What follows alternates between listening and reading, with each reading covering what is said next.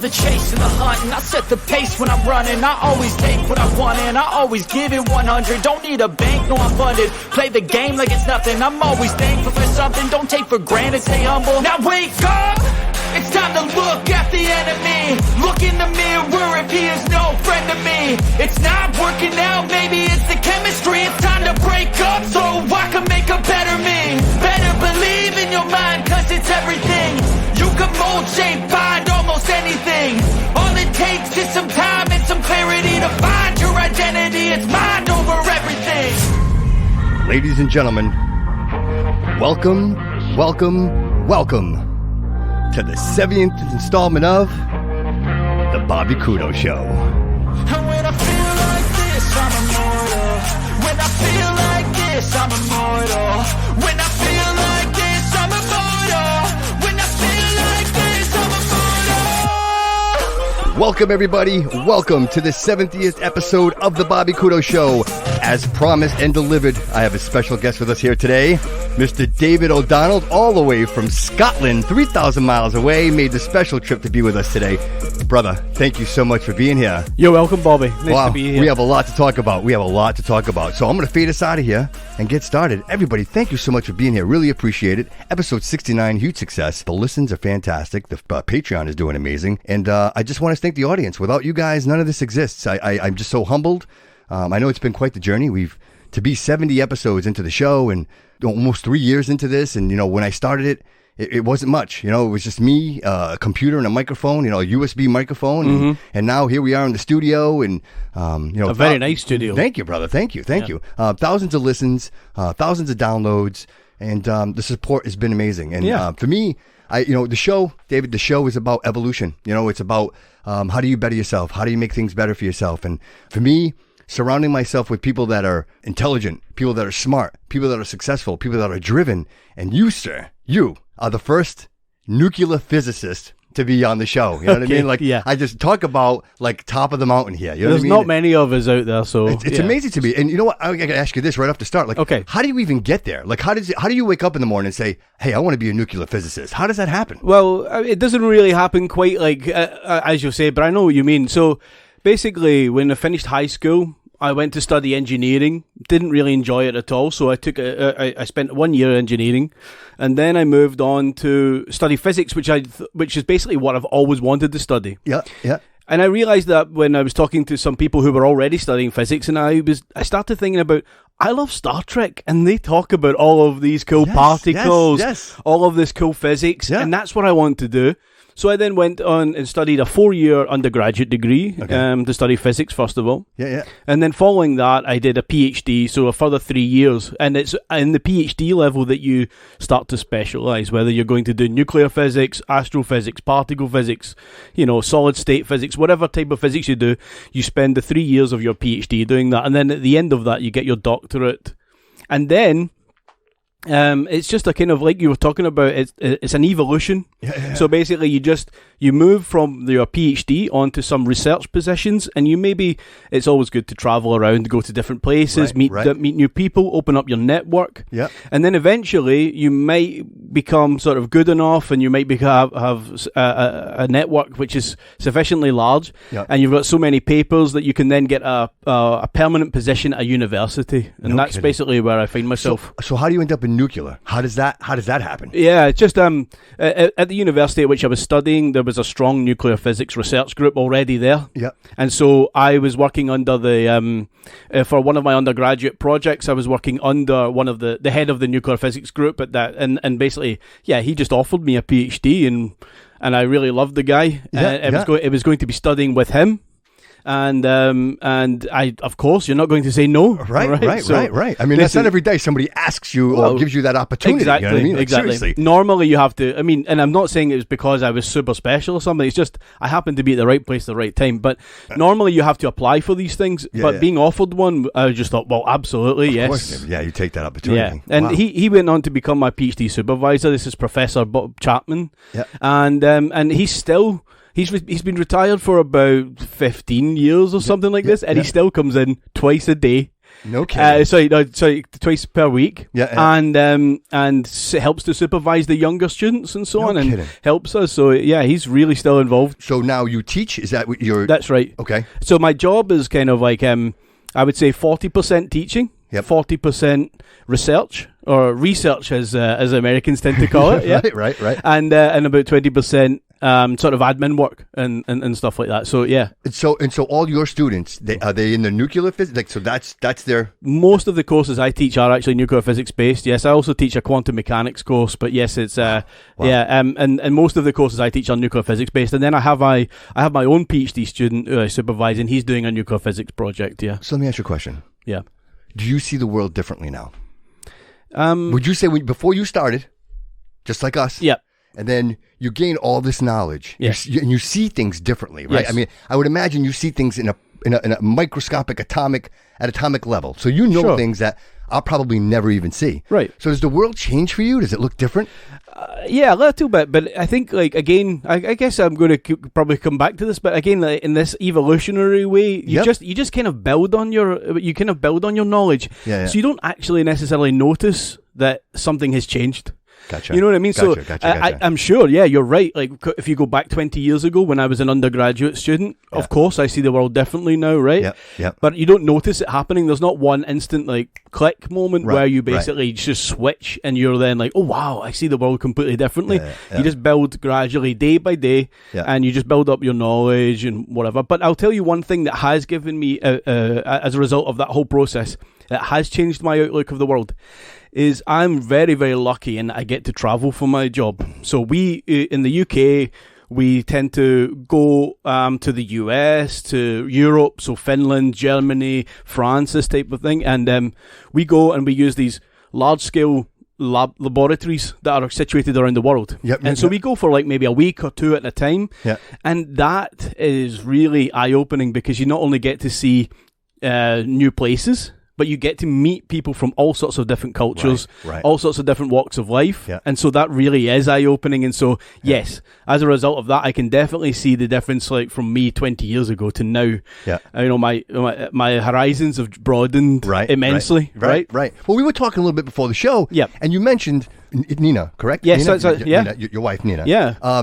She's into like paranormal things, right? And, Yeah. and it was funny you mentioned, you're like, well, I'm not really, I don't believe it. No. Because you think logic, you have logic and you're a numbers guy, right? So Yes. show me, right? Show me. Exactly. Put it in my face. Evidence-based. Yeah, exactly. Yeah. So if you could provide me evidence, and the scientific method is not just to provide evidence once, right? Because once could be a fluke. Yep. It's when you start having multiple instances of something happening is Right, when science right. starts to change. Okay. So, and I guess that is one way that, yes, I think that I have changed, and maybe is that basically the scientific method is imprinted in my brain, right? From just years of studying and then years of teaching it to people as well. So the scientific method is deep in here, and I don't even necessarily realize it.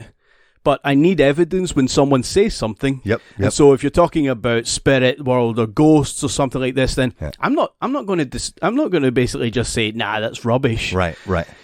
But I don't believe in it myself, you know. Right. But if I was to be then presented with consistent evidence multiple times, then I would change my mind. Right. Yeah. But you also mentioned Star Trek, right? So Yes. if anybody knows Star Trek, it's Gene Roddenberry and something that he wrote and put together. Sure. Now, do you believe that there's a possibility for warp speed? Do you believe that there's a possibility for like intergalactic travel? Do you think that that's possible? Yeah. There's not really much in the laws of physics that says that these things are impossible, right? But I'll tell you one thing is that I don't think we'll get to travel at warp speed in the way that we perhaps think about it, right? Okay. Because we think about a car, for example, propelling itself, or a rocket propelling itself. Okay. And if you were to do that, and warp speed, of course, remember, is they're traveling faster than light, right? Yes. So the problem with that is that you can't actually... People like us can't actually travel faster than light, unfortunately. This is what Einstein told us. Yep. Einstein, the guy behind you right there. Yep, my man. So Einstein told us that basically as you approach the speed of light, the mass just increases. So as you reach the speed of light, your mass would be infinite. So every time you get closer and closer to the speed of light, you get heavier and heavier, making it more and more difficult to then push yourself towards the speed of light. Okay. So there's this dilemma whereby we can never actually travel faster than the speed of light in our local frame, and by that I mean, say for example, you were sitting in a spaceship, and you certainly just can't just travel at the speed of light. But what you could potentially do, and people are actually writing papers about this, it's a long way off, is to warp space-time, and so you're pulling the place that you're going to closer to you. Does that make sense? Right. So you could be staying in place, but you're pulling the planet or the sun that you're going to visit that might be light years away, you're pulling it closer to you rather than propelling yourself towards it. That's amazing.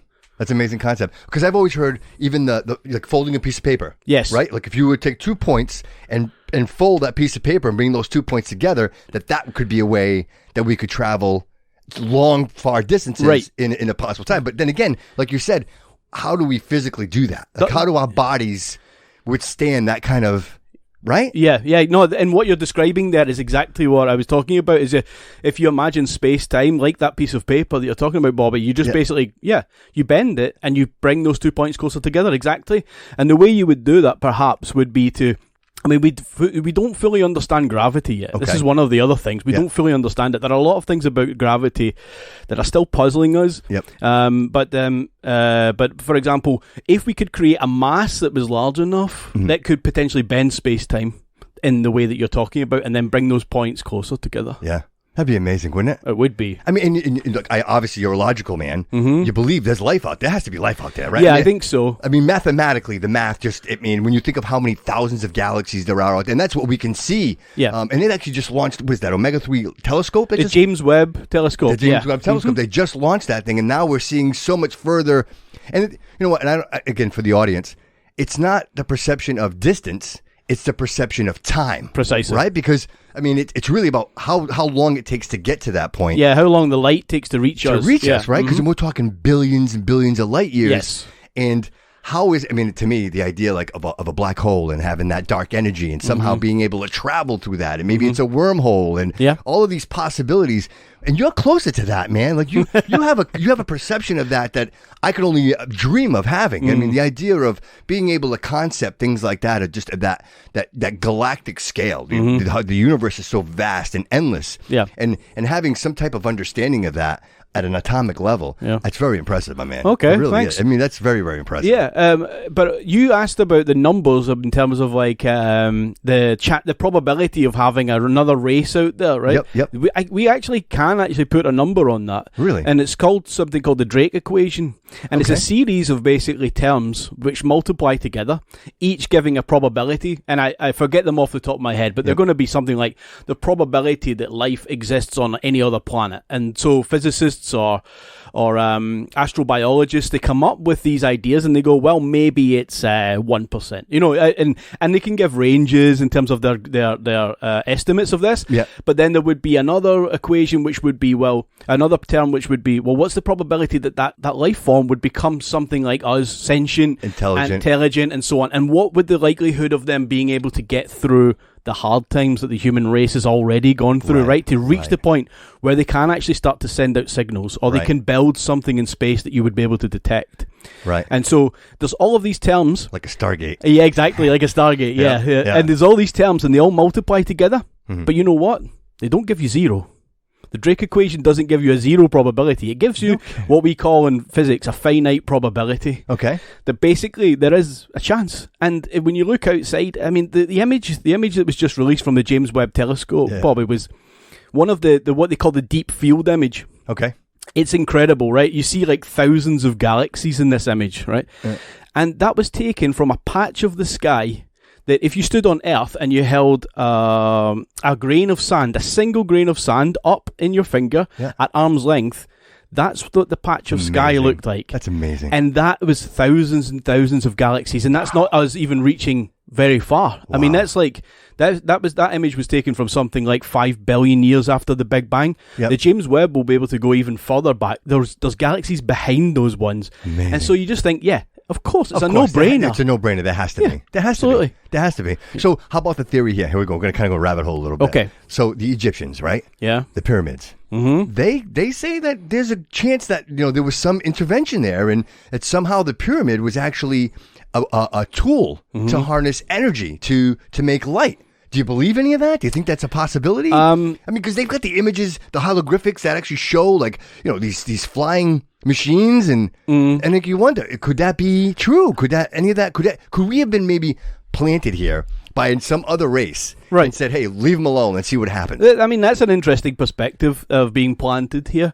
I think that the fossil record tells us that it's probably not the case, and you can see the progression from essentially some salamander essentially slithering out of the ocean and then growing legs, and then so on and so on. And then you see our ape cousins, and they're so close to us, and you think, yeah, that's a clear. And you can see all the different types of hominids that were evolved over time. So there you go. I think it's unlikely that they were planted here. And regarding the Egyptians, I would say, I feel like it's a really nice idea, but I don't see the evidence for it. Again, this is just it. And so if you've got some hieroglyphics that tend to suggest something, well, that it could be one that the author of the hieroglyphics was, let's say, he might have been high. He might have been mentally unstable. Absolutely. Or we might be misinterpreting it too. Agreed. Or it might even have been just a story they were telling, right? Yeah. So see, I was testing you on that one because I want to see, because the science obviously points to what you said, evolution, and I was curious to see if maybe there's some type of just maybe a chance that could it be? Could it possibly be that we kind of were something else? And I know that's a tough question to answer, because you almost destroy God when you say that God doesn't exist. You know what I mean? A lot of people won't conceive that concept just because of that reason. But when you're talking science and evolution, I absolutely agree with you 100%. I do believe that we come out of the ocean or wherever it was, and we evolved into what we are today. Yeah. I think it's a beautiful and amazing thing that we have evolved into this intelligent, although scary, but intelligent being. Yeah. And I think the intelligence for us goes in two directions. One, you can create beautiful things, and you can look at the world in amazing ways. And then all of a sudden, you can create things that aren't so beautiful. Einstein and the harnessing nuclear power in itself. Yeah. The idea of being able to produce clean energy and provide the world with free clean energy, which hasn't happened yet, but hopefully someday it will. Right. But the other side of that coin is you got nuclear weapons, and you have the ability to catastrophic damage on an epic level.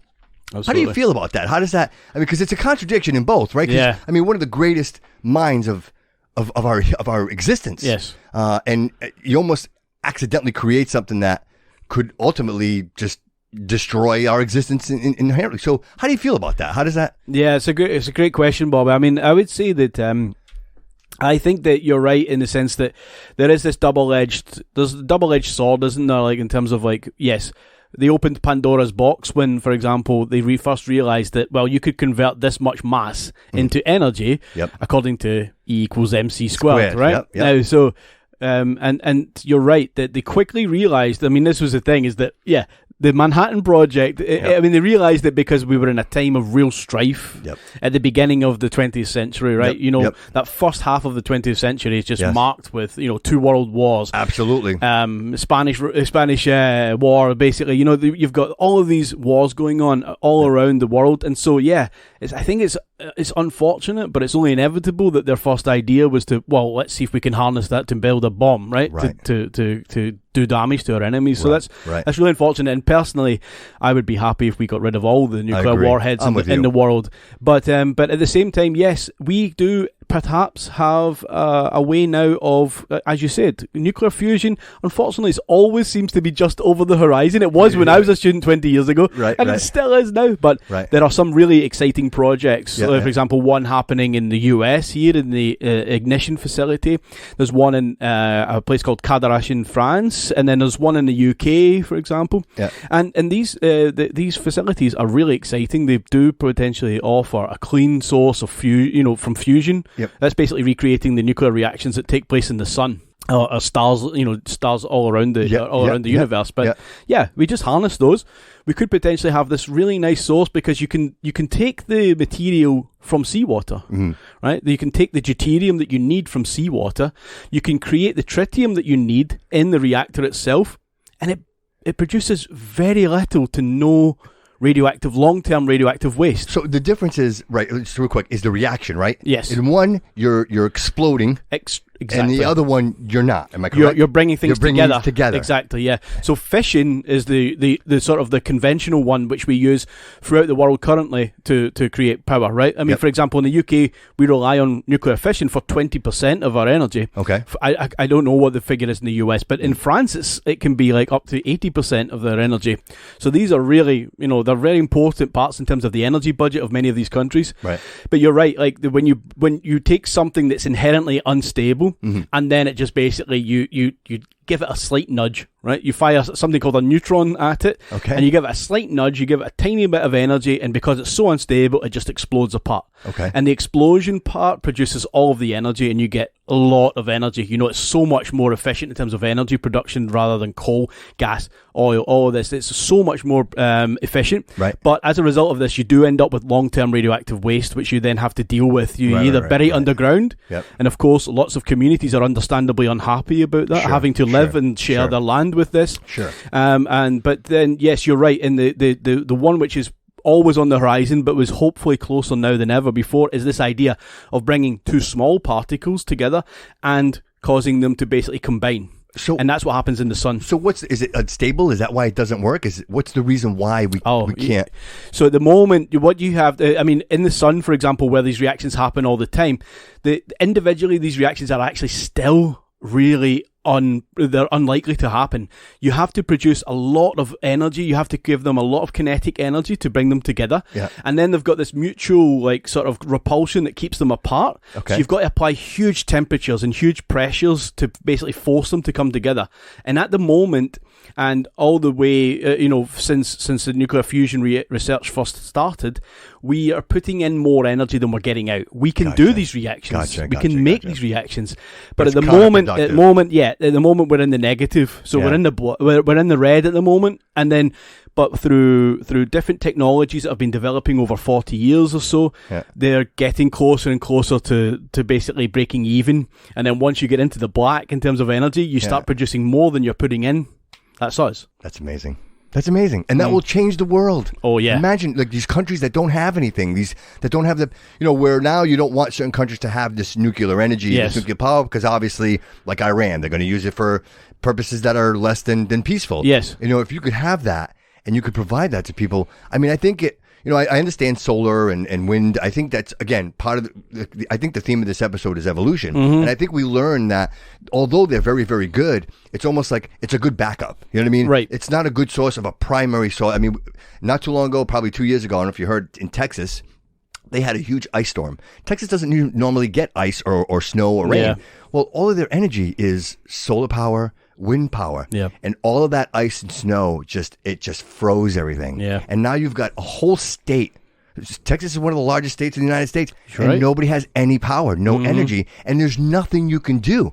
The only thing you can do is wait for this shit to melt. Otherwise, you don't have anything. Yeah. So I think it really opened the eyes to a lot of people to realize that, you know what? We can't just get rid of nuclear power. Sure. There is a need. There's a huge need, and like you said, a lot of neighborhoods I like nuclear power, but I just don't want it in my backyard. Yeah. You know what I mean? Yeah. You could have it. I just don't want it in my backyard. But unfortunately, it's one of those situations where I think if you can manage it responsibly, and obviously, nuclear waste is how many hundreds of thousands of years before it can actually be taken. But I think what you realize is that there's a need for that. There's an absolute need for energy, and I think. Although coal and fossil fuels, it's what our primary source of energy is now. Mm-hmm. I think that at some point, with people like you and brilliant minds that are, able to concept some of these amazing ideas at a microscopic level, at an atomic level. To me, it's absolutely amazing. I can't even wrap my head around it, And I'm always looking forward to the future. I'm looking forward to the Star Trek. I'm looking forward to the idea that we're going to leave this planet one day, and that we're going to be able to just travel the galaxy and just, be another race among the rest of the universe. You know what I mean? Imagine what that would be like. Imagine, 200 years from now, 300 years from now, what do we look like? You know what I mean? Yeah. What are we evolving into? Right. That would be. Because we're not that old. No, people think we've been here forever. We're not. We haven't been here very long. As a human race, we've been here for a couple of tens of thousands of years. Right. It's just how long have we been here at an intelligent level? Yeah, right? it's even shorter. Shorter, right? I mean, seriously, like even our country, like 200 plus years, just understanding that and concepting that. And I think, unfortunately, you've got a generation now that I don't know that they're attached to that. I don't know that they see the sun every day. I don't know that they're motivated enough to say, hey, I'm going to spend this much time on my education and bettering myself so that I can change mankind. I can make a difference in the world. Not just me, not just flipping hamburgers and serving French fries, but to say, I want to change mankind. I want us to be smarter. I want us to be greater. Listen, just to kind of change the subject a little bit, because I mean, we could be talking about this forever. Yeah. Scotland. We got to talk about Scotland for a minute. You know what I mean? So you're born and raised Scotland. That's right. Okay, whereabouts exactly in Scotland? So I was born in a place in the west of Scotland called Greenock. So it's spelled like Greenock, Greenock. Okay, Greenock. And a lot of people who don't come from Scotland call it Greenock, right? But it's Greenock. I want to make that clear. Yeah, right. So, but that is it's a little town of maybe something like 50,000 people, so 55,000 people, something like that. Okay. What it used to be was a much larger town. It used to be basically one of the global centres for shipbuilding. We've got a long heritage of shipbuilding on what we call the Firth of Clyde. Okay. So the River Clyde runs from almost like the centre of Scotland all the way out to the Atlantic Ocean, essentially. Oh, wow. So you got a waterway that goes a all lot the of way way. Yeah. It's still not as big as your rivers here in this country, but it's pretty big. And then it widens when it gets to Greenock, and this allowed for a lot of really big, powerful shipyards to be situated there. For example, have you heard of the QE2, the Queen Elizabeth? Okay, yeah. So that was built, basically, it was built in a place just up the river from where I'm from called Clydebank, and it was then finished in Greenock. So this massive liner, which would then go on for decades. Right. I believe it's still probably in service. I think so. And this was built by, I guess, my predecessor. So people like my granddad, my father, they were all shipbuilders at some point. But unfortunately, the shipbuilding went elsewhere. So it didn't become it was no longer economical to pay these people. People were becoming very expensive. So it went elsewhere in the world. And so places like Greenock, my hometown, have went in a bit of decline as a result of that.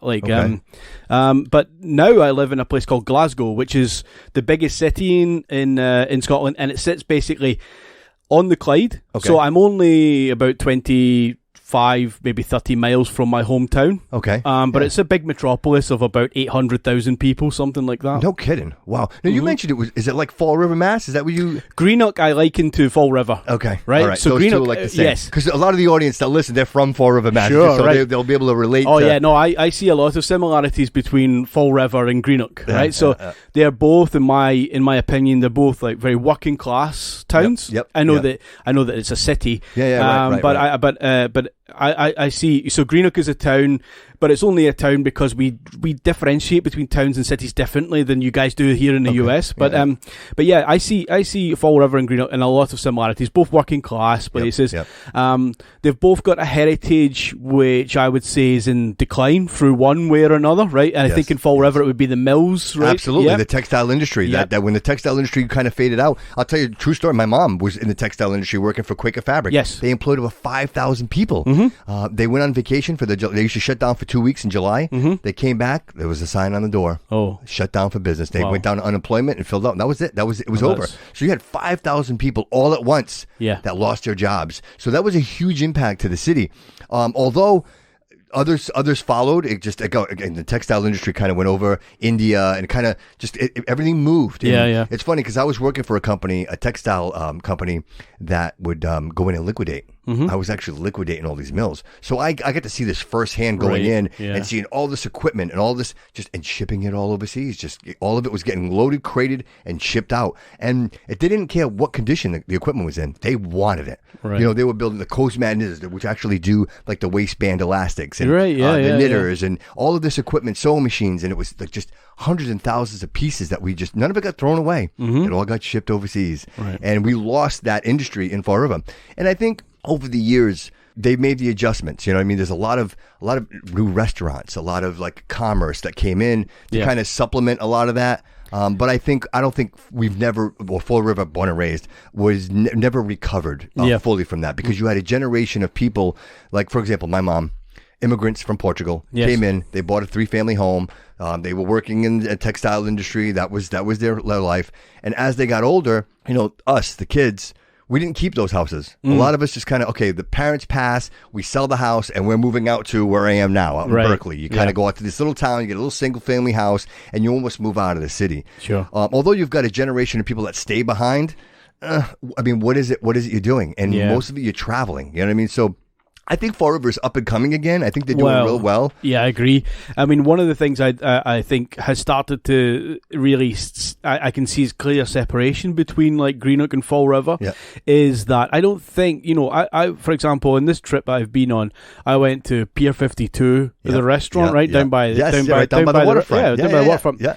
And I've been to the Cove as well, and so these places are like, I mean, they're not like high end like we're talking about like in Manhattan here or something, but they're like $20 a plate or something like that, right? They're nice places, but that type of thing wouldn't really fly in Greenock, I don't think. That's funny because that's exactly where I was going. And because I think that the people where I come from generally are a little bit poorer, I would say, but I think it's not because of like necessarily a comparison between Greenock and Fall River.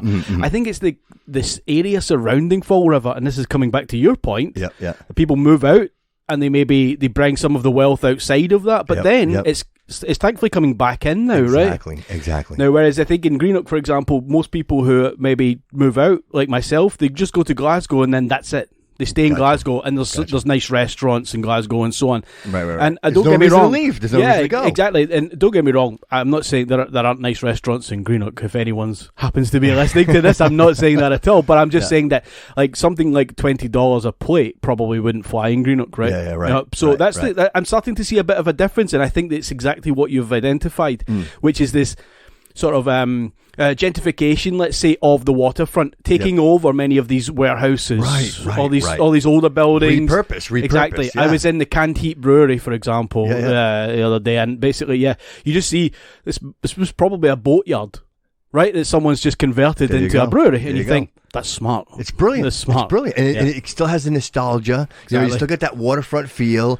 And you get to go outside. You can be outside. You're by the water. Just all of that, I think. And really, for years and years and years, that waterfront was just, it was almost forgotten. Like they just left it alone. We've got the battleship down there. We've got that whole museum. We've got the carousel. And it just kind of just whittled away. There was nobody going down there. And now you've got a generation of people that have said, hey, listen, we want to invest. And they have. They come in. They're real estate investors. They say, listen, waterfront property anywhere is worth its weight in gold. Sure. You know what I mean? People will come to be by the water. Yeah. And they're in this process, like you said, Pier 52, Tipsy, there's the Cove down there, the Tipsy. My favorite bar in the whole world, the Tipsy Seagull. Yeah, really? Yeah, I love it. Kidding. Yeah, I love it. Shout out for them and get a free plug. You know what I mean? It is a great place, though. Isn't it? I mean, just great atmosphere, it's great unique. people.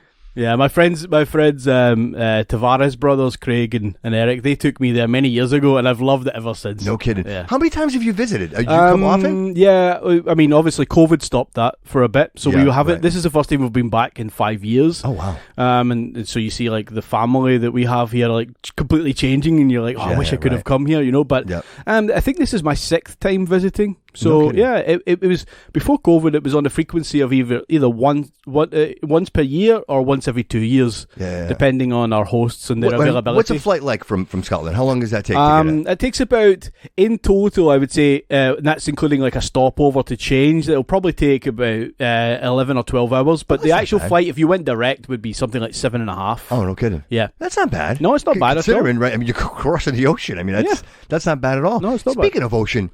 I didn't know this. Scotland has over 900 islands, 95 of which occupy, with over 100,000 people living on these 95 islands. Right. I looked at the map because obviously did some research before you came Sure, in. yeah. I want to see what I'm looking at here. And shame on me. Like, I had no idea. So, I mean, I could imagine that is prime real estate, right? You want to live on an island? Is that really like... Yeah, the difference I think between like Scotland and the US here, Bobby, is that in Scotland most of the land is owned already by people, and it's like legacy owning, right? Oh, okay. And many of these people are actually outside of the country, Really? so you can't really go and just buy a piece of land like you can do here.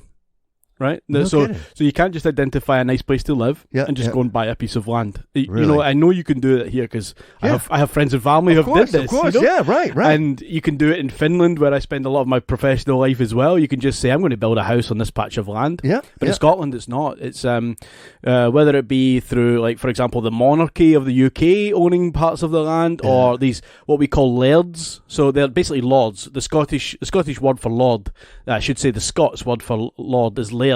Okay. And these lairds will just own huge pieces of land, and they might use them for hunting or something like this, and they're never going to give it away. That's it, right. Yeah. Right. Well, and if they did, it would be for an absolute premium.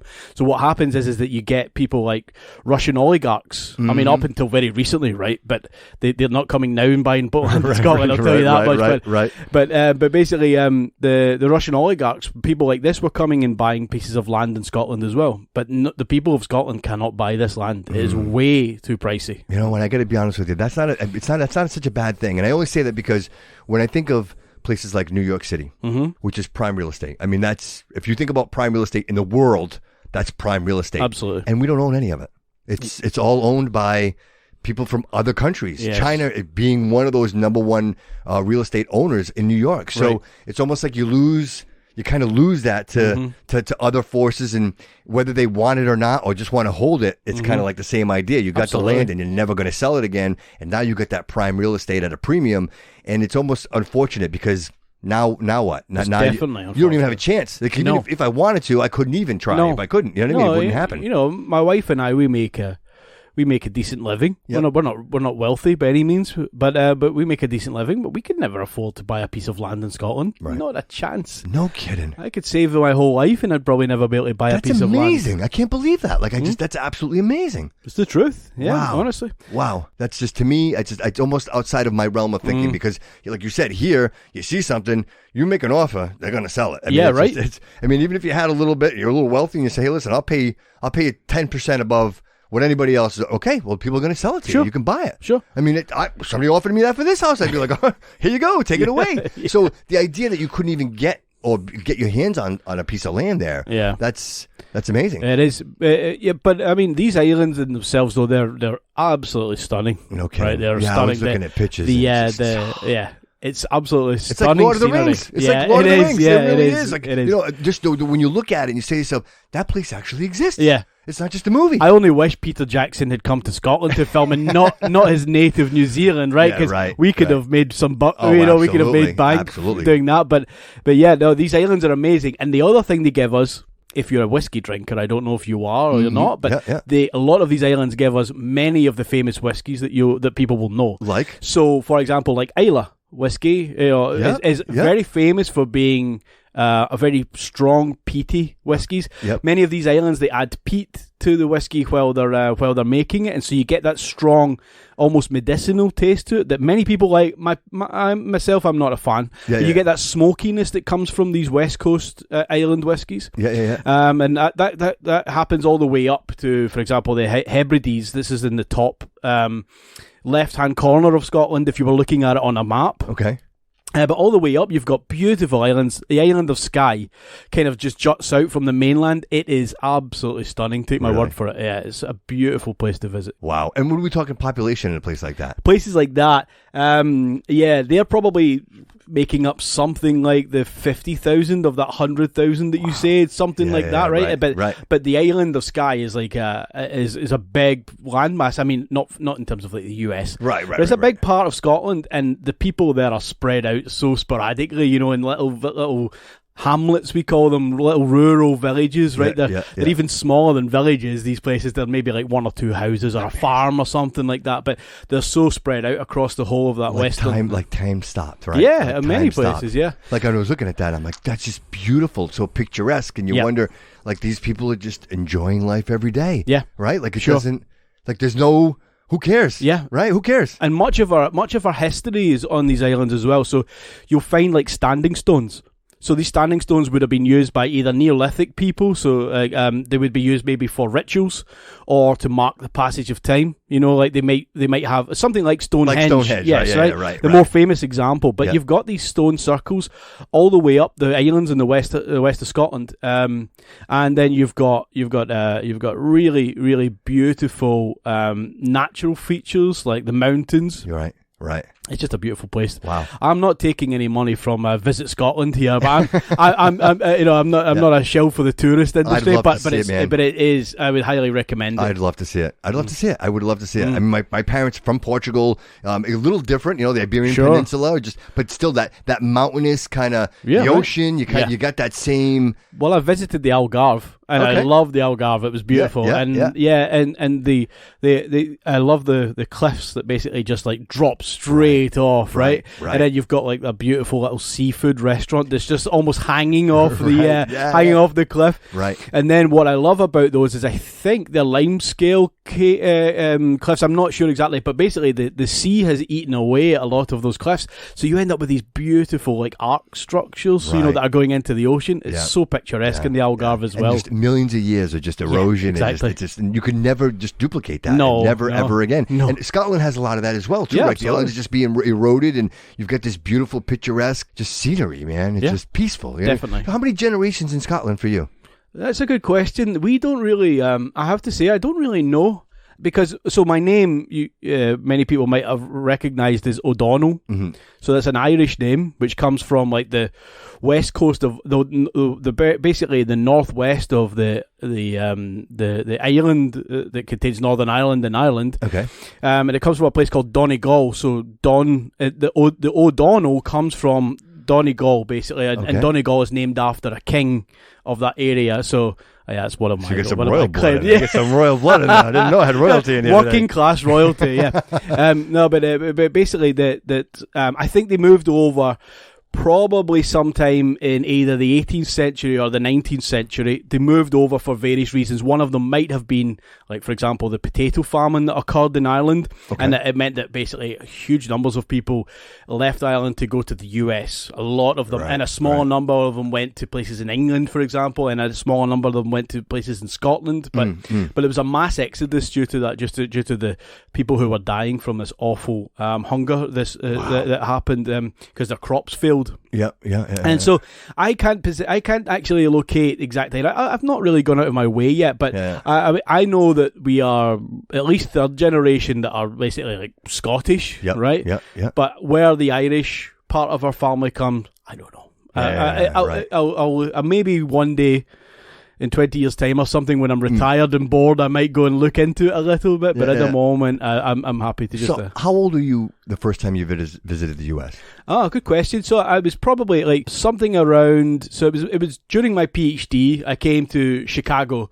There's a wonderful nuclear physics laboratory called Argonne National Laboratory, which is situated just maybe like I don't know, something like 10 miles west of the downtown Chicago area. Okay. And I visited there.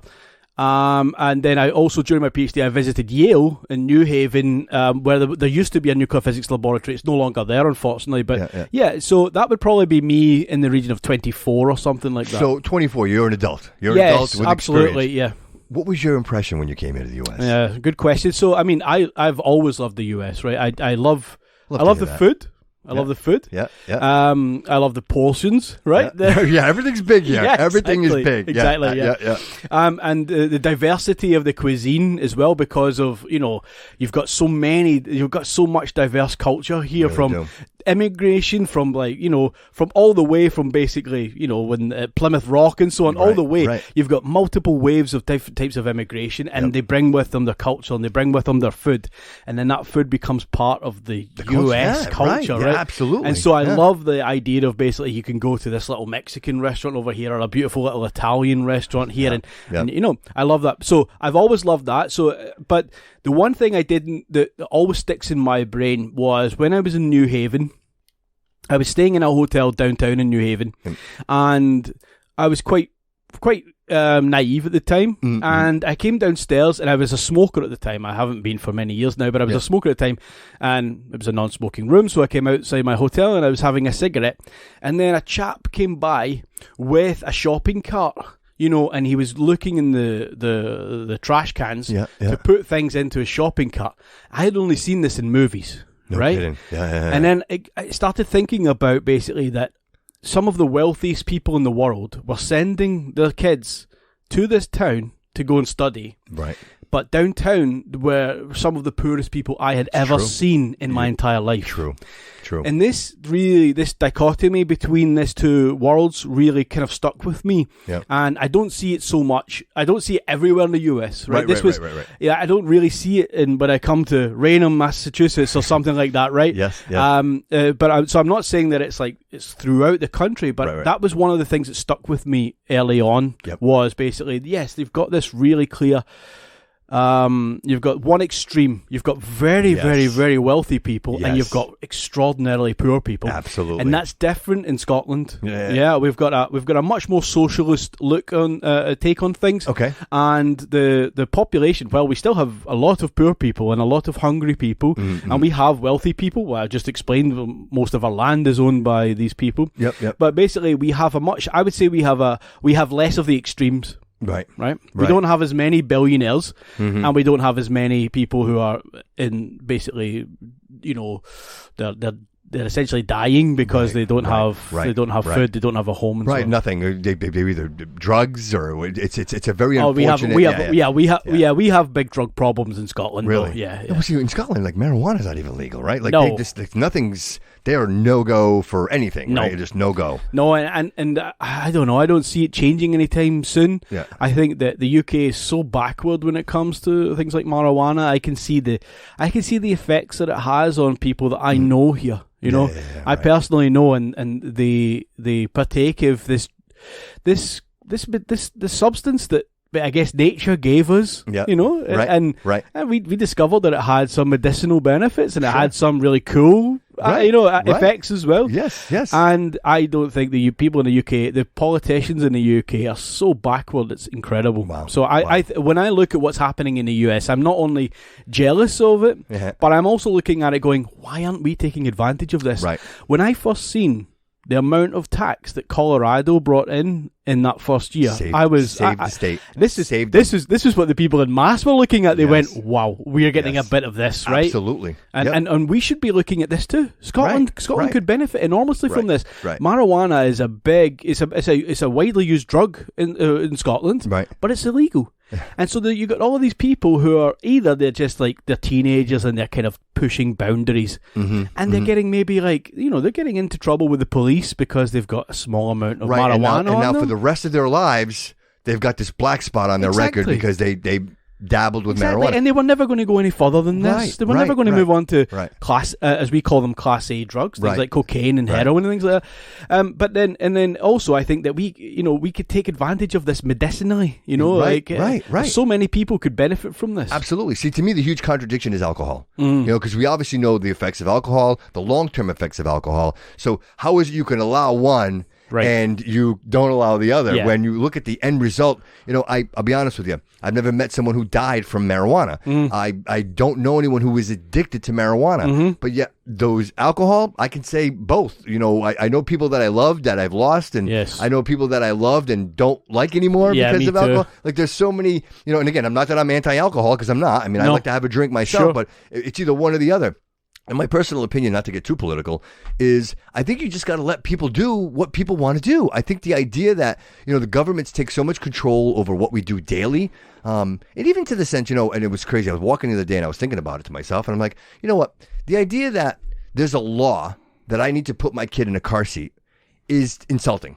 Because as a parent, as an adult, I'm going to do whatever I can to keep my child safe. Why do I need the government to intervene and punish me if I do not? The idea is that as a parent, I should be doing this anyway. Right. So what right does the government have to implicate or to get involved in the decisions that I'm making? And should it be that decision where if I'm not putting my child in a car seat, that's detrimental to me as a parent? Sure. So writing a fine or putting me in jail doesn't help my child. Yes. You I know what you mean. But I would say, Bobby, that you're coming at it from a perspective of a good, successful parent, right? Right. I think that my feeling is that unfortunately you do have to legislate at a certain point for the people in the culture who are not going to be like that, right? Right. Because you've got to avoid those people, those unfortunate deaths that might occur to innocent children.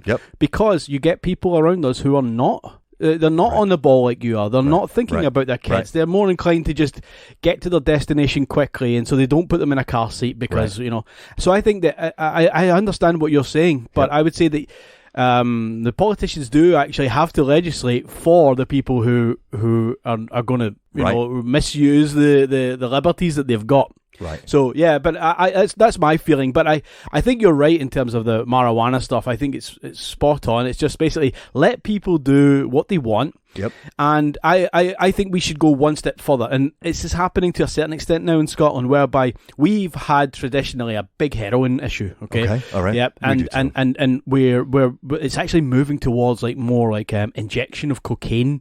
I just seen a really interesting documentary the other day from Vice that was set in Glasgow, saying that Glasgow is now the cocaine capital of the world. Would you believe it? Right. Wow. My town where I live. Right. Amazing. My city where I live. Amazing. Now the thing is that if we offer these addicts the ability to basically go into a clean facility to inject themselves in a safe environment, then let's do that. Right. If people are going to choose to do these drugs, let's allow them to do it safely. Rather than throw needles on the ground, they're in the park, kids are seeing going to dodgy people to buy their fix. Yep. Let's have them going to facilities where they can buy their fix at a reasonable price and not be subjected to any of the and this is what's happening now with marijuana, right? You're no longer going to necessarily going to your dealer, you're going to the dispensary, and they're basically then giving you exactly what you want at a fair price. It's regulated. Exactly, and you're not getting into all sorts of problems that you would have had in the past, right? Do you feel that because your hometown is the capital, do you think it was related to losing the boating industry and the shipbuilding industry, without that a doubt. It almost kind of, you come into that decline, and then you got to find a way to make money. Like you need to.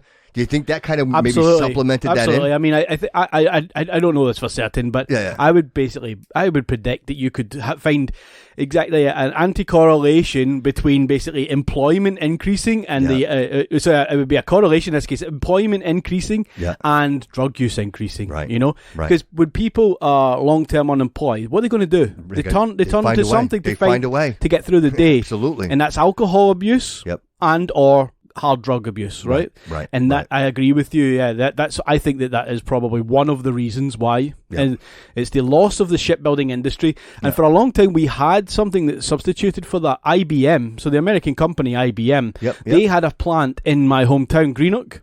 And it was very successful and employed thousands of people in the area. But unfortunately, again, they sold that onto IBM sold that part of the business onto a Chinese company. Okay. And then they took they said, well, we don't have a need for the facility here.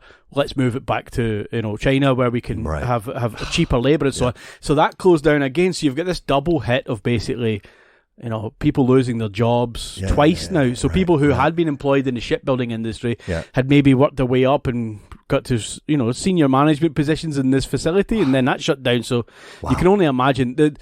For people who don't get themselves some sort of education or some sort of set of skills through an apprentice, places like this, it's kind of bleak. Yeah, if you don't have a trade, then what are you doing? Really, what are you doing? If you don't have a trade, or you don't have a degree, you don't have a college certificate, you know what?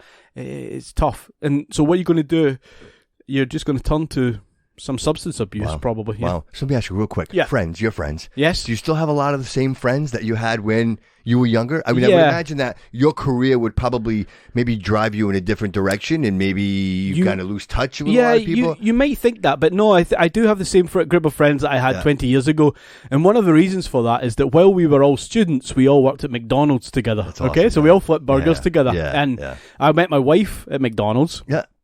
And she worked there, I worked there, and we had this amazing group of friends. And it must have been looking back now, it must have been one of the most educated group of McDonald's employees in the world, I think, because every one of us, about half of the employees were essentially part time, and we were all studying different degrees, whether it be engineering or something like that, physics, whatever it may be, and so we all ended up being fairly successful in our careers. What do you think drove that? What empowered you guys to do that? Was it that you could see what was happening around you and you kind of knew that? I think so, and I think a lot of it's to do with parents.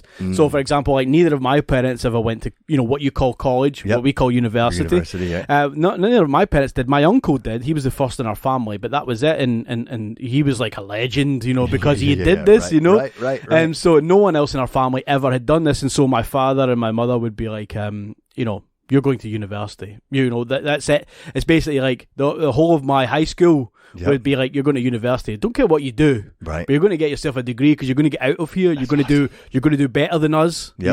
And I think that I just happened to meet a lot of people who were doing the same thing. And McDonald's was a great place to work for that because they just said, well, what do you want? Do you want to work weekends only? Fine, come and do that with us, you know? Right. And so we met like-minded people, and we've continued those friendships. And that helped you, that must have motivated you, right? Because definitely. You're all sharing that same experience. Exactly, It's not like all your friends are going out drinking all night. Because, well, they have an exam too, and they have to study. And so you're kind of like all in that same...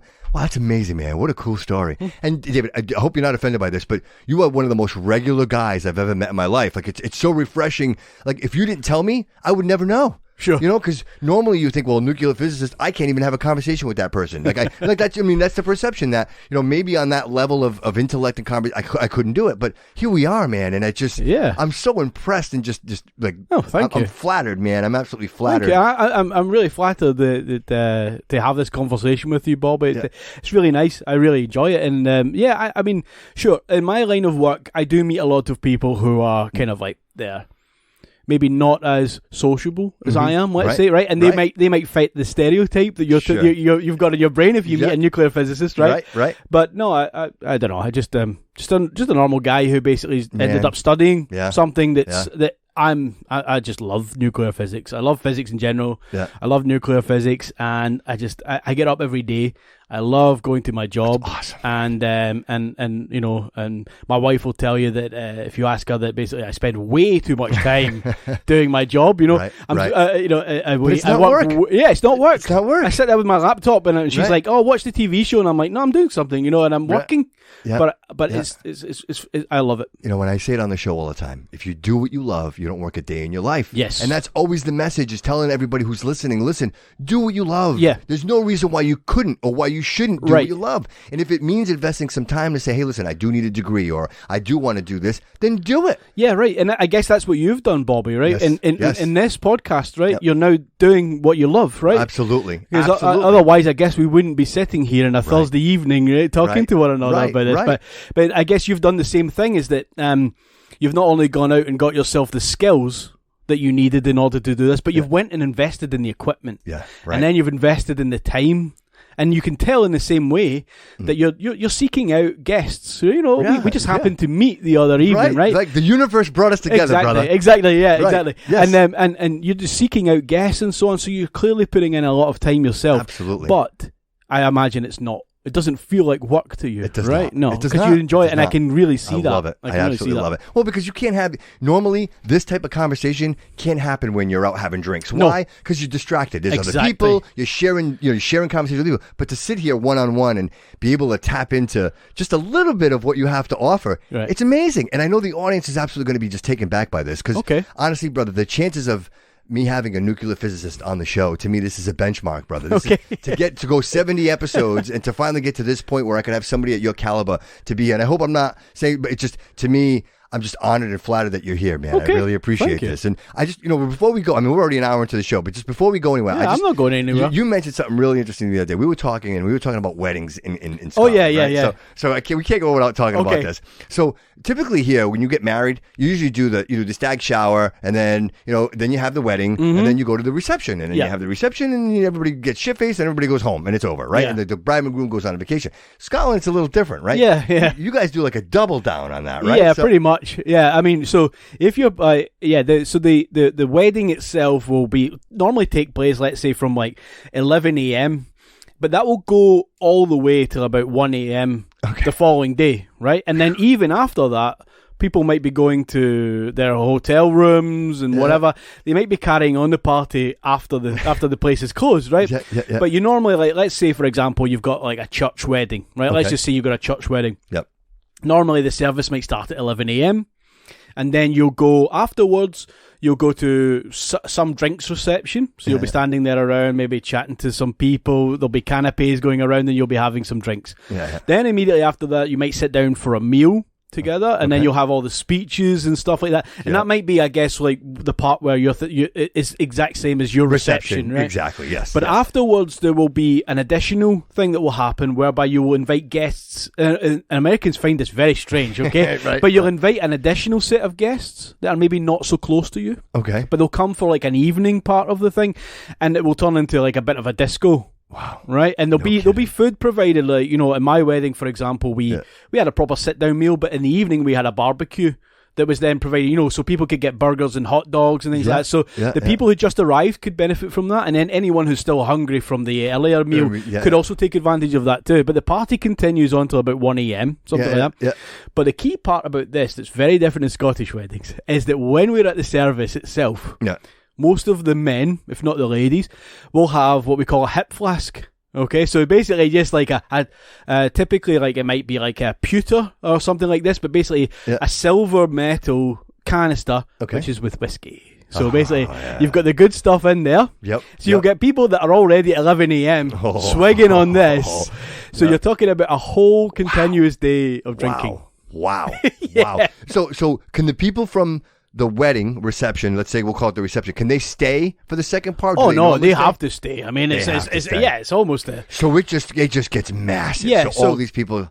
Well, so I'll give you just the numbers for ours. Ours was about 80 people we invited. Yeah, it was a relatively small one. I've been to much, much larger in Scotland. Yeah. It was about 80 people for the main meal, and then we asked an additional 20. So it didn't get like out of hand, But it goes up by about 25% typically. Do you know what I mean? So you invite something like a quarter of the original ones come, and then they might just be like work colleagues and things like that. Okay. So let me ask you. So why shouldn't I be offended that I was invited to party 2, but I wasn't invited to the wedding? Good question. I don't know. I don't have an answer for that. And nobody's offended by it, right? No, it's completely accepted. Here, people be fighting, people be mad. Like, why did I get invited? That's exactly I've heard this from Bobby, from multiple people. I'm telling you right now, people would be offended. Wow. Why wasn't I invited to the wedding? If I'm good enough for the wedding, why am I good enough for the second party? Right? But never really realizing that, hey, listen, you're being invited. Yeah. Like, you've been invited to come in and celebrate. Sure. So why not just take it for what it is and go celebrate with the people that you love? Exactly. And I'll also say one thing is that you might provide like a wedding gift that is in proportion to what you've been invited to. Right? So maybe, a typical thing to maybe look out, maybe think about is basically in Scotland at least is that maybe you cover your plate, right? So basically whatever it might cost for per head, you don't know that. Yeah. But if you're going to both of these things, you're thinking maybe a reasonably expensive gift. Right. But if you're only invited to the evening, you give a cheaper gift. Gotcha. Okay, does that make sense? There you go. Yeah, so you're getting something back from that too. You can go and party with the people. Yeah. But you're not necessarily like investing in it in a big way either, right? Yeah. So no, I can't explain why people aren't offended in Scotland, but I also think, by the way, that in general, people in Scotland are less offended by things. Right. And I don't just mean the UK, I mean Scotland. And I think probably Ireland is similar. But no, we have a way about us, our culture is like tendency to not be very easily offended. Gotcha. We go with jokes. Jokes are made at our expense. Yeah, right. We roll with it, and we basically give as good back. We're very uptight here. We are very uptight. Yeah. I wouldn't like to say that. You can make a joke, you just can't make a joke about me. You know what I mean? That's usually how it goes. It's funny until it's about me. me. Yeah, you know what I right, mean? That's yeah. usually how it goes. In No Scotland, kidding. it's not the case. So I think that we are just less offended, and so That's that might be one explanation for what we were just talking about in terms of the second reception. I found that amazing. The evening reception. Yeah, my whole life I've never heard that before, and to me it's absolutely amazing. And I think you know what, we should inherit something like that. You know what I mean? Why not? Why not? Yeah. I mean, because usually by 11 o'clock we're done. The bride and groom do their little dance, and then off they go and they leave. Yeah. It's almost seems like the party's just getting started. Sure. You know what I mean? And, well, there's another part of the Scottish wedding that's very traditional, is that at the very, very end, when the DJ's about to... The last song that the DJ will typically play, at least in the west of Scotland, is a song called The Bonny Banks of Loch Lomond. So Loch Lomond, Loch is the word for lake. Okay. So you've heard of Loch Ness, and most of your listeners will have heard of Loch Ness. Yes. Now you've got to hear the sound there. It's not Loch. It's not Loch. Yeah, it's Loch. Yeah. Loch Ness. Yeah. And there's a really big lake near Glasgow called Loch Lomond, and this is where like a lot of the beautiful mountains are. I go climbing there quite a lot. It's absolutely stunning.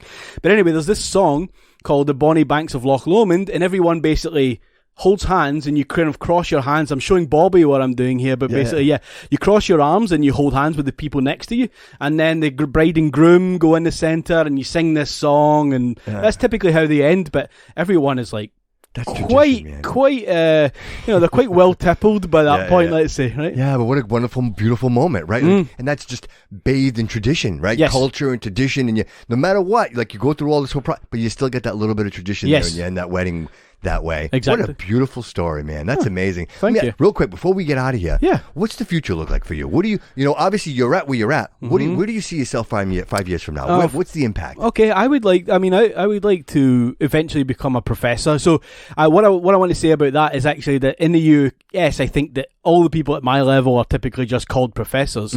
But in the UK, it means like it's essentially a promotion at some point, right? Okay. And I would like to get to there. So it means a higher salary, and it means a few other things. But that's where I would like to be.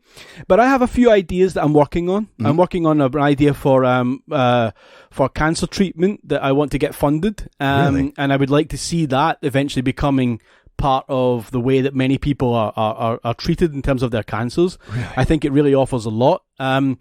I could That's do a whole amazing. separate podcast about that. Absolutely. And then I have another idea for something that I would like to actually build in the US. There's a new facility in Michigan called FRIB, so FRIB. It's a facility for radioactive ion beams, and basically it's an enormous facility that the US government is funding, and it basically is going to offer us the best beams of atomic nuclei that we've ever had, right, in the world.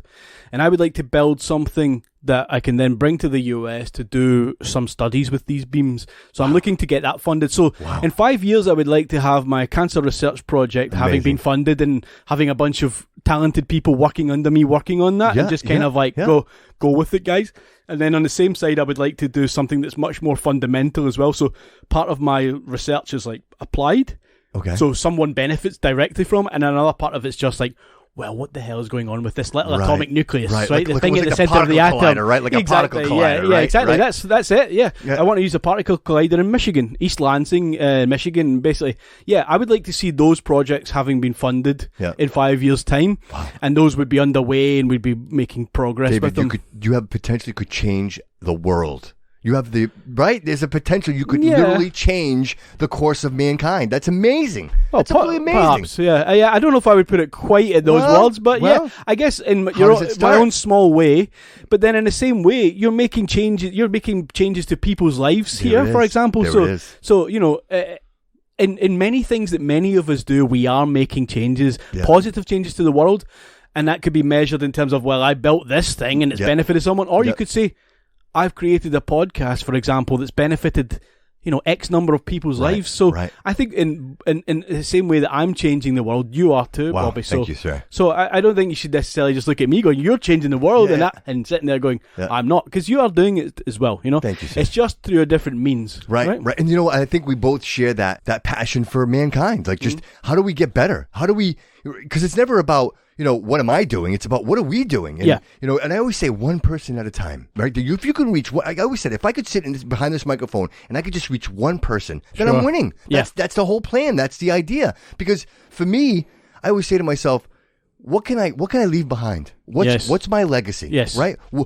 How is it that I can just a little bit of change in the world that maybe we can be a little better tomorrow, right? Just, not so much yesterday, but what's tomorrow look like? Yes. And, the idea that you and I are sitting here and having this conversation, man, and just talking about some of the things we talked about tonight, this is exactly my dream. This is what I was talking about all those times, 69 episodes. And to get here and having these conversations to actually say to yourself, you know what?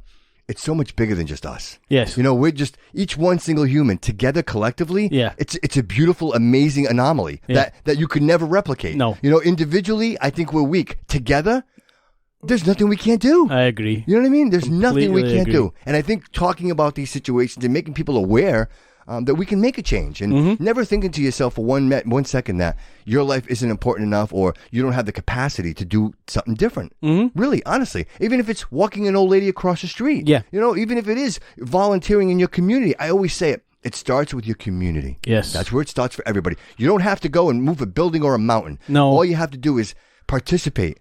Give a shit about the people that live next door to you. Give you 5 minutes to just say, hey, you know what? Let me go and coach a baseball team, right? Because every one of those kids, you're going to change their lives. You're going to be a memory that they're going to carry forever. Yes.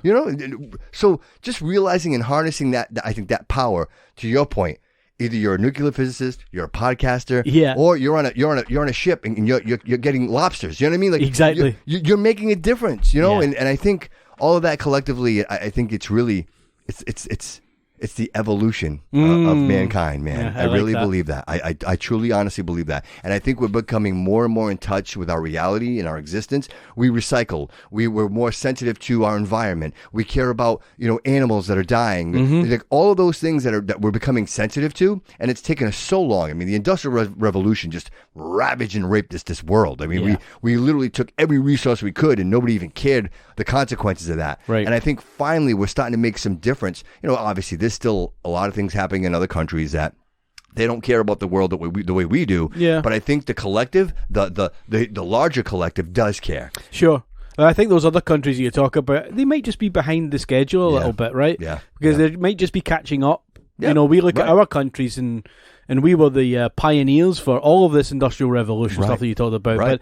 But these ideas will probably reach these other countries, maybe in the next 50 years or something like that. I hope so, something like that. Because I think like Brazil, Brazil to me comes to mind. Because I think Brazil, they're a little more advanced. Yes. But still, they don't have the concept of, hey, listen, recycle. You know what I mean? Like, don't throw your trash in the water. Like, and I think, obviously, some of the most beautiful country, like the landscape is beautiful. The best beaches in Rio de Janeiro, like all of that's beautiful. But you drive out a little bit, and even Ecuador, like little Ecuador, they back up their dump trucks to the river, and they dump there. Like, and you say to yourself, what does it take? How do we get to these people? You know what I mean? And I think to your point, it's them getting evolved enough where they have the technology and the means to do so, to care and do those things. But I think eventually we'll get there. But I think the larger, the superpowers of the world, let's say, I think they're becoming more and more conscious. And I think agree. us together, spreading that word, we're making a difference. I really do believe that. And I think our children will be even more sensitive than we are. Without a doubt. Yeah, without question. I see it in my students already. They talk about things that I never talked about 20 years ago. They're much more conscious of the environment and so on. Yeah, sure. I agree with you on that. 100%. And I think the availability of information, like we talk about smartphones, we talk about computers. At any moment, I remember growing up, and I'm sure you'll agree, if someone said something, you had to take their word for it. Yeah, right. Right? Yeah. They would say something crazy, you'd be like, really? Yeah.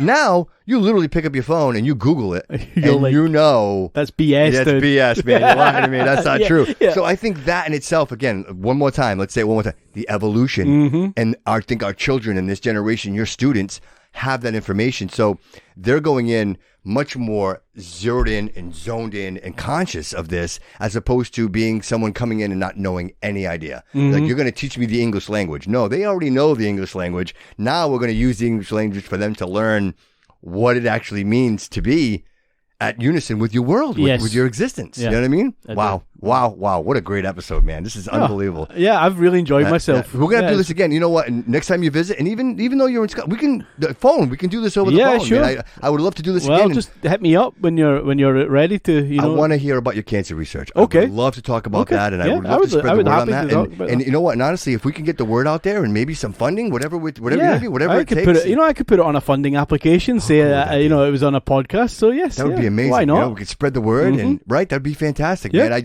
I'm very receptive to that. I spent a lot of time. I worked with a medical company, and part of that was an oncology center. So I worked with the Linac machine. All right. And that changed my life. I mean, being around, and not that anybody hasn't been affected by any way, shape, or form. You have been affected by cancer, whether somebody directly or indirectly. But I never was sensitive to it until I was actually involved in it and realizing how critical time was. You couldn't be in a situation where someone wasn't getting their treatments, because the difference between them having another week or not having another week was being able to be treated. You know what I mean? And I think, when you think about how technology and people like yourself have developed these technologies that literally save lives every day, and we take that for granted. And had I not seen that for myself and been involved in that personally, I probably would never have been aware of how important and critical that is to that grandparent, that mom, that dad, that child, having just a little more time, and that little, and again, I'll say this, there's a lot of things in life that you can exchange, you can trade, but time, we're all given time. Yes. And you never get it back. And we all experience it at the same rate. Exactly, man. Right. So sometimes it might not feel like it, right? When you're sitting doing something interesting, it's fast. Right. When you're sitting doing something boring, it's slow. But unfortunately, we all experience it at the same rate. Right. And so the idea that you're using all of your knowledge and all of your education to help save lives, man, that to me is just I didn't know that.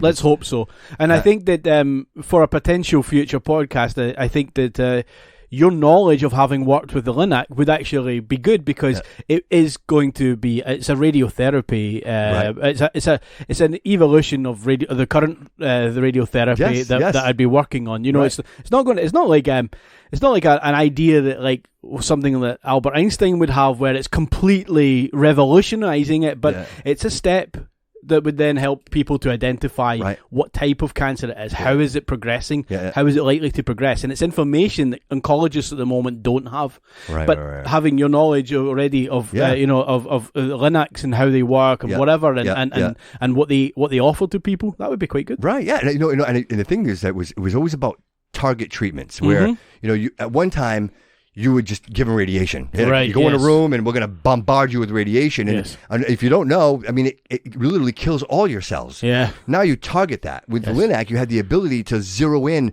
and exactly, you would do the CT scan. Yes. Right? They would identify the locations of where that cancer was. And now you're able to just pinpoint those areas. Yeah. And now you're only affecting that area as opposed to the whole body. Right. So literally changing, like giving people longer lives and less side effects. Exactly. Yeah. The side effects of that radiation. You know what I mean? So again, that started with somebody like you, man. You know what I mean? Like, yes. You say that, if it's that little bit that makes the difference, that makes the change, so now we're no longer going in a room and just being bombarded with these gamma rays. Now it's a matter of you're literally be able to find that. And so when you say it, that little bit, David, that little bit can make all the difference in the world. And then, like you said, then you have your colleagues who say, hey, I see that. And how about this? Yeah. Right? Exactly. And now you're fish bowling, and next thing you know, you guys have a cure for cancer, man. Yeah, that's the hope, isn't it? Yeah, that's the hope. That'd be amazing, man. Yeah. David, I want to say thank you so very much for being here. No, you're very welcome, Bobby. It's an absolute pleasure and honor to call you my friend. And I hope that we can do this again real soon. I would enjoy that. I know it's a 3,000-mile journey for you, neither direction, but I hope that I can get to Scotland myself, and we can spend some time out there. And, right. Again, when you come back, well, you've always got a place to stay in Glasgow, if you do come and visit us. My man, I love to hear that. Yeah, absolutely. And we'll have to do something, man. I can't wait. I mean, it's just the idea that we found each other. You know what I mean? And it's amazing. We were together the other night, and just real quick before I walk us out of here, I was sitting at that table, and a month ago, 2 months ago, I didn't know any of you. None of you. Right, yeah. And here I am sitting at the table, and I'm having this amazing, unbelievable conversation with people, including yourself. Mm-hmm.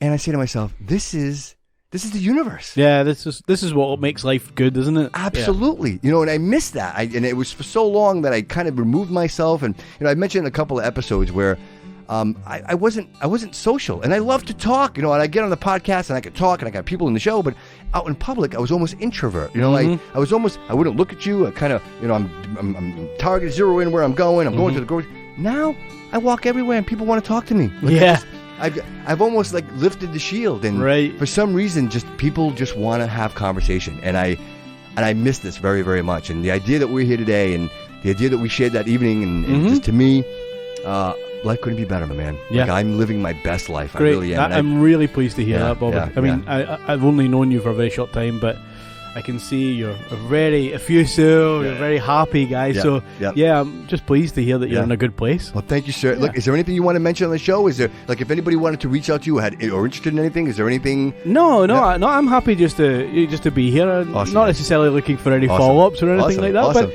if anyone does want to contact me, then they can do so through you, I guess, through your podcast. Absolutely. I'll give you my details, and you can then forward anything on. If they do want to, I'll be happy to. But I'm not going to push anything. Yeah, because you never know. People might have questions. You know, people might just, or somebody might know something. Or, if they do want to contact me, then do it through you. Absolutely. But I'm not going to push anything or give anything out there. Awesome. Well, you know, the audience already, they should be aware by now. If they want to reach out to me, it's thebobbycudoshow@gmail.com. Of course, they can go to the website, thebobbycudoshow.com.